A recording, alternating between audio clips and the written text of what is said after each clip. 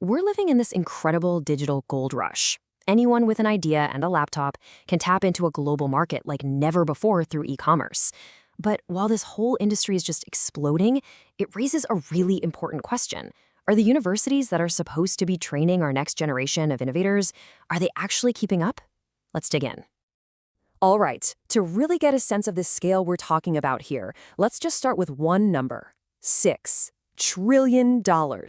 That's the estimated size of the global cross-border e-commerce market for 2024. This isn't some niche corner of the economy. This is a massive, planet-spanning engine of commerce. But here's the thing. This huge market, it's not just sitting there. It's growing at a blistering pace, over 15% every single year. And if you look at emerging regions like Southeast Asia, that number skyrockets to an incredible 28% year over year. This isn't just some fad. It's a fundamental change in how the world does business. So here's our game plan for this explainer. We've just touched on that massive $6 trillion opportunity. Next, we're going to look at the education gap that's forming, diagnose the four main problems behind it, lay out a blueprint for how to fix it, and finally, take a peek at what's coming next. Okay, so on one hand, you've got this enormous, fast-growing industry. But, and this is a big but, the research we're drawing on today reveals a major disconnect. The very people who should be on the front lines of this revolution, our students, are being left unprepared. And this quote from the source material really just hits the nail on the head. You've got this incredible engine for new ideas and energy sitting in our universities, a natural force for innovation, right? But the system that's supposed to be empowering them is falling further and further behind, right as the industry is flooring it. So, the big question is, why? Why is this happening?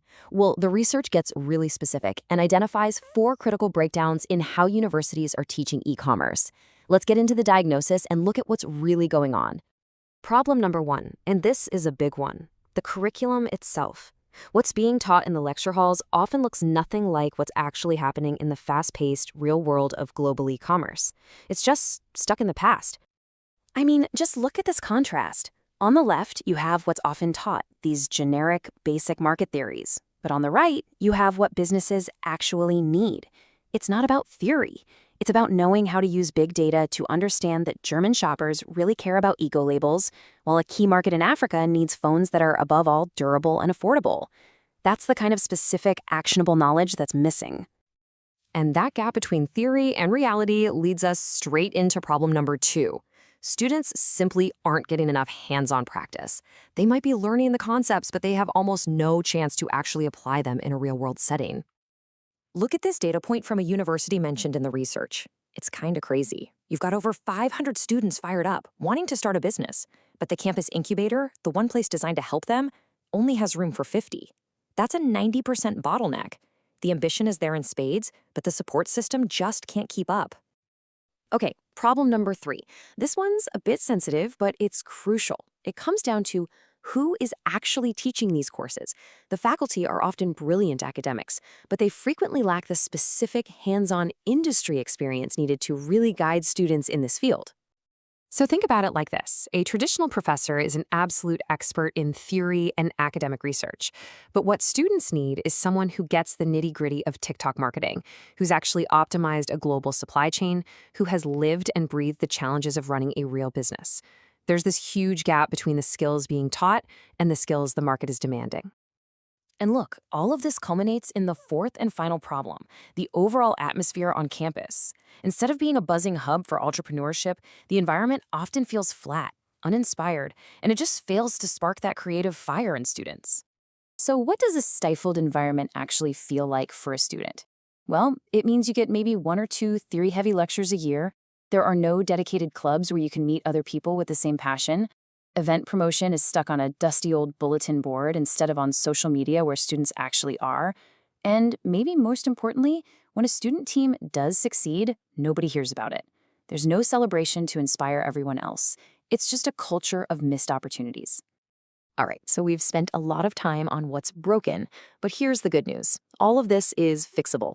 So let's shift gears and look at the blueprint for change that the research proposes. It's a clear plan for building the next generation of e-commerce leaders. Solution number one, and it's the most obvious place to start, overhaul the curriculum. This means we have to move beyond the old textbooks and design courses that teach the specific, practical skills you need to actually compete and win in the global market right now.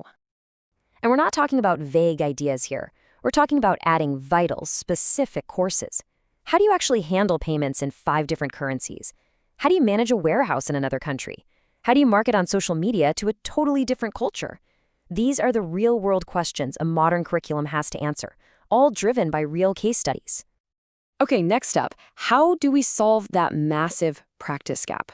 Well, universities have to build real-world platforms. They need to create actual structured opportunities for students to roll up their sleeves and turn all that theory into tangible experience. And here's what that looks like in practice. You forge deep partnerships with companies for internships that actually mean something, not just grabbing coffee.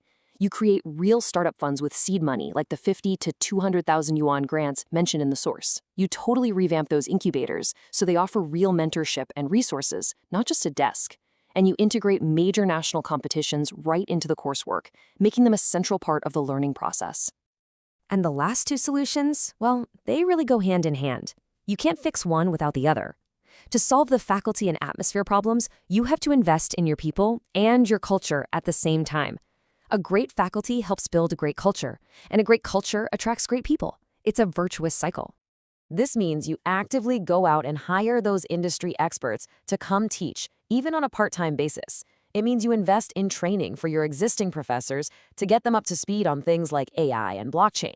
And for the culture, you actually use social media to promote events, and this is huge, to shout about student successes.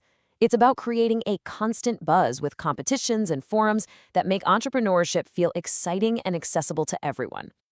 So there you have it, a really solid blueprint for moving forward. But here's the catch. In the world of e-commerce, the goalposts are always moving. The fixes for today's problems won't be enough for tomorrow. Education can't just play catch-up. It has to learn how to constantly evolve. And when we look ahead, the next big waves are already forming. Right now, it's all about integrating AI and big data. In the very near future, blockchain is going to fundamentally change how supply chains work. And further out on the horizon, maybe the most important skill of all will be navigating a world with more and more global trade uncertainty. Universities have to be preparing students for all 3. Which really leaves us with one final and pretty critical question. We know what the problems are, and we've got a solid blueprint for the solutions. But as the pace of change only gets faster and faster, the real challenge is this. Can our educational systems build the agility and the foresight to not just catch up, but to finally start leading the way?